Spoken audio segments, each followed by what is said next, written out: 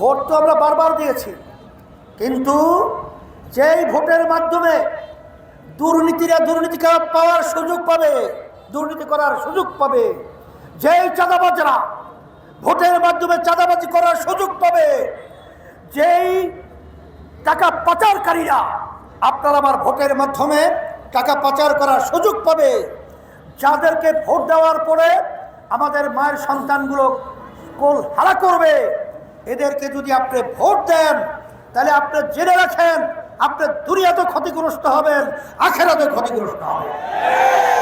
এই জন্য ভোট একটা পবিত্র আমানত। এই নির্বাচনে হাত পাখা প্রতীকে ভোট দেওয়ার জন্য আমি আপনাদেরকে অনুরোধ করার জন্যই এখানে আমি উপস্থিত হয়েছি। আমরা বাংলাদেশে ৯৯% মতো মুসলমান বসবাস করি। আমাদের সমর্থন হবে ইসলামের পক্ষে, আমাদের ভোট হবে, রায় হবে, সাক্ষী হবে দেশের কল্যাণের পক্ষে, আমাদের রায় হবে, সাক্ষ্য হবে মানবতার কল্যাণের পক্ষে, ইসলামকে সংসদে উত্তীর্ণ করার পক্ষে। সেই লক্ষ্যে আমি সকল উদাত্ত আহ্বান জানাবো। কি হবে তা জানি না। অনেকে হয়তো মনে করতে পারেন যে হয়তো ইসলামী আন্দোলন বাংলাদেশ একা হয়ে গেছে। না, আল্লাহর রহমতে আমরা একা হই নাই।